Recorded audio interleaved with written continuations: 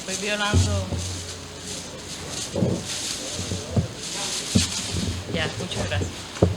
Bueno, como ya habíamos anunciado varias veces, es el momento de dar a conocer estas dos publicaciones nuestras.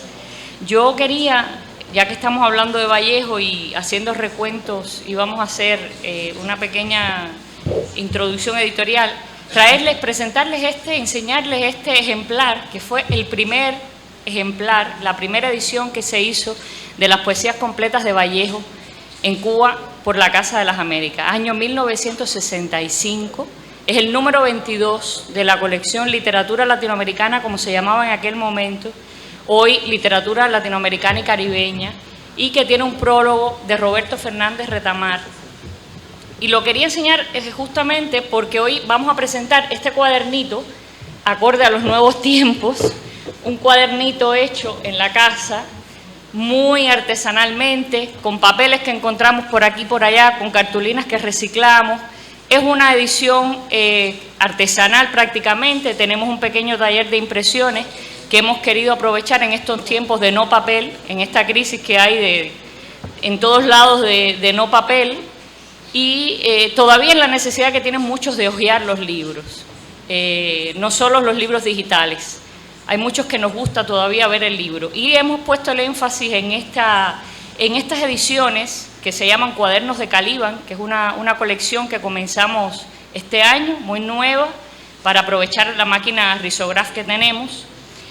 Sobre todo hemos puesto la atención sobre el diseño y sobre las ediciones que hacemos de los textos. Esta edición de Trilce particularmente, su editora, Suyín Morales, alemán, y que desafortunadamente no nos puede acompañar porque no está en La Habana, ha trabajado muchísimo en ella, en la revisión de todas las ediciones anteriores que se han hecho. Se ha basado en una edición también que hizo Raúl Hernández Novas, ya ustedes han oído ese nombre varias veces aquí, los que no lo conocen, su trabajo, el poeta cubano de la generación del 80 en Cuba, muy importante, que trabajó muchísimo a Vallejo, del que hizo una valoración múltiple que la Casa de las Américas también publicó. Y Suyín hizo la revisión de varias otras publicaciones de Vallejo para toda la corrección de los poemas y publicarlo lo mejor posible. Y bueno, el diseño de Fabián, que explica un poco por qué Leslie viene de la escuela de la aérea, en esta ilustración que ha puesto Fabián Muñoz, de un Vallejo futurista que aparece encubierto y bueno, que tiene tantas lecturas. Por otra parte, estamos presentando un libro que se gestó con muchísimo tiempo, un libro que agradecemos muchísimo, en primer lugar su propuesta a José Antonio Mazzotti, que ya saben que es parte de la casa, inevitablemente, y que nos propuso esta compilación de escritores peruanos, de poetas básicamente, hecha por Giancarla Di Laura, de poetas peruanos de varias épocas.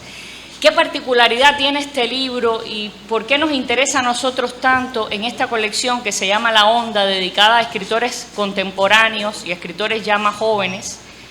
Este tipo de antologías que reúnen poetas, esa oportunidad de dar un panorama de un género determinado o de un suceso de la literatura en un país determinado, como también tenemos, por ejemplo, publicada antes una de literatura de narrativa uruguaya. A veces se combina narrativa y poesía. Bueno, en este caso es sobre la poesía peruana y tiene un estudio introductorio donde ella, de manera concisa, pero de manera muy precisa, yo diría de manera muy resumida, pero de forma muy importante, va estableciendo el recorrido de la poesía peruana y les voy a leer porque resumí aquí los momentos que ella toca, porque me parece que ya para dejarles anunciado, de las vanguardias al conversacionalismo, de este último al transbarroco, los 80, los 90, las décadas del 2000 y el 2010. Son los momentos y los poetas que aparecen recogidos aquí a partir del 80 hasta los 2000 en adelante, no ya los más jóvenes como los que hemos escuchado aquí. Se queda en un momento determinado, por supuesto. Es imposible en una antología publicar a todos los poetas de todos esos momentos. Ella da su explicación allí de los que ha elegido y hace ese recorrido por la poesía peruana, y ya les digo, es un recorrido útil tanto para personas que se dedican a estos temas como para alguien que se aproxima por primera vez a esa poesía. En este encuentro hemos tenido a algunos de esos poetas, como Paolo de Lima, tenemos a Cristian también, Cristian Segarra, y tenemos al propio Mazzotti de la generación del 80, y bueno, hay otros incluidos. Entonces, me gustaría que Mazzotti nos dijera algo sobre esta coedición que hemos hecho, y bueno, luego Paolo va a terminar leyendo alguna cosita de él.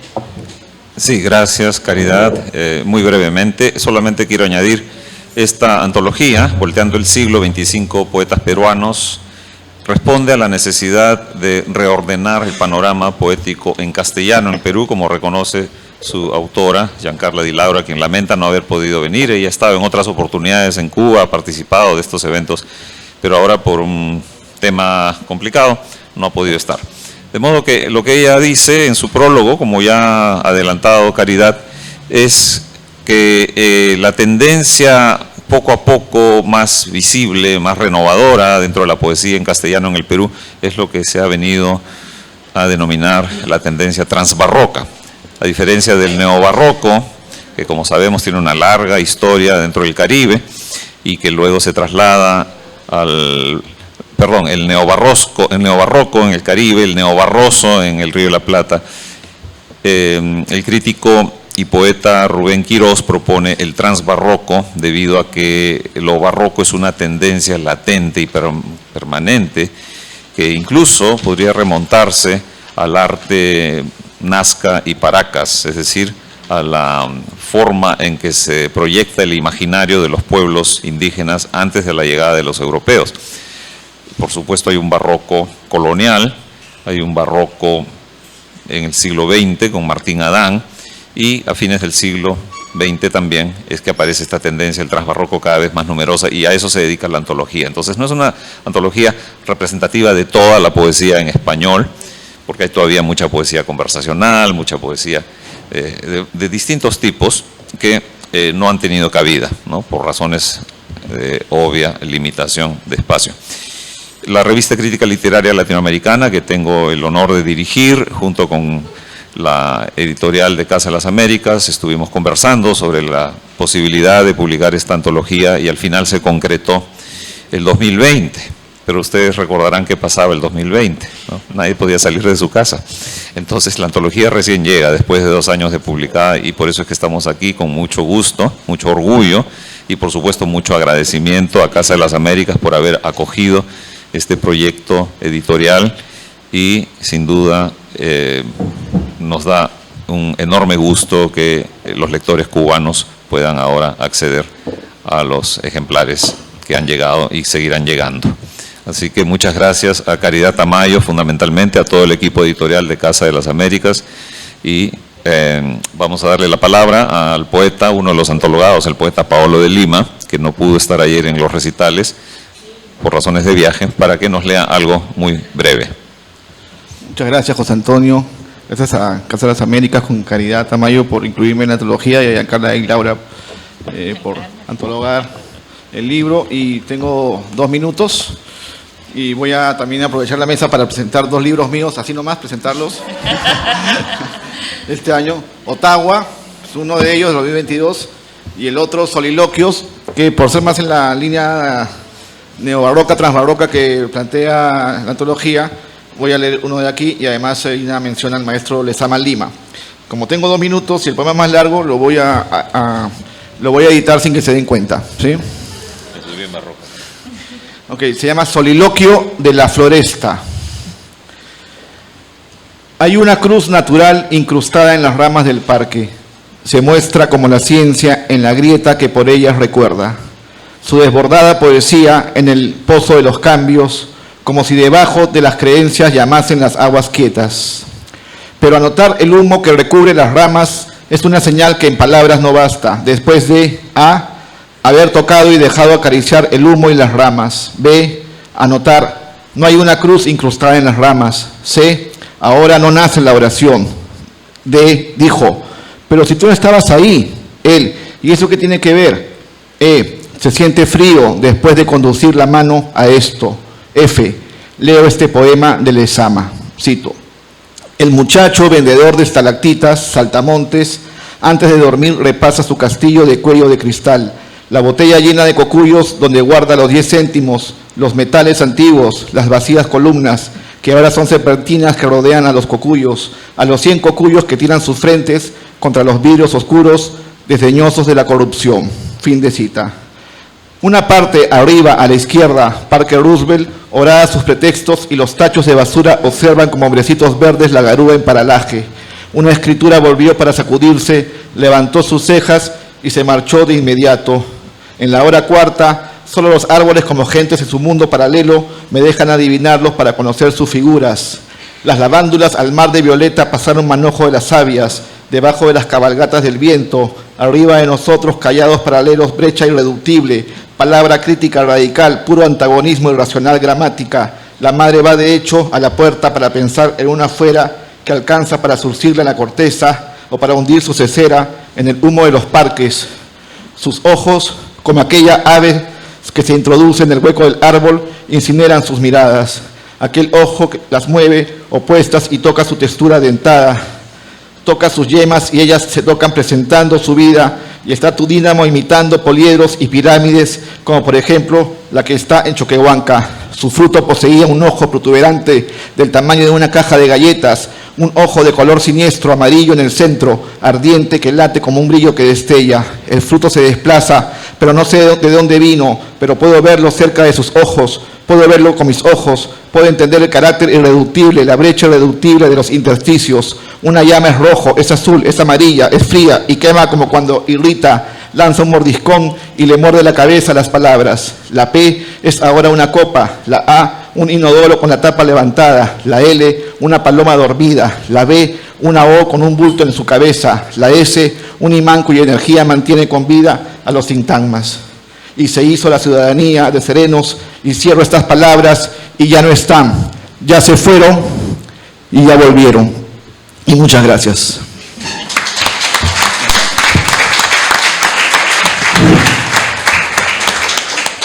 Gracias a Paolo. Sí. Iba a decir que, bueno, el libro lo pueden conseguir los peruanos en Perú.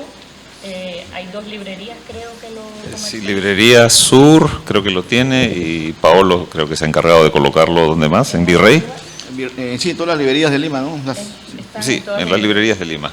Y bueno, esta edición de Trilce que hemos hecho muy rápidamente, la podrán tener todos los que quieran, gratuitamente la casa se las regala, en agradecimiento a la presencia de todos ustedes aquí, por supuesto.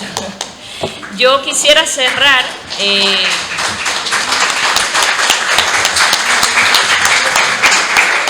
para dar paso ya a la conferencia de cierre del Congreso, quisiera cerrar con un recordatorio de las últimas palabras de Retamar en la presentación que hizo de la antología de Vallejo. En la medida en que los otros sientan suyo a Vallejo, están sintiendo como suyos los grandes padecimientos, los grandes anhelos y las grandes esperanzas de este hombre en el buen sentido de la palabra bueno. De este comunista que murió también de universo y sobre cuya tumba desnuda que todo hispanoamericano real visita conmovido en Montrouge, se oye arder este verso suyo. Su cadáver estaba lleno de mundo. Roberto Fernández Retamar.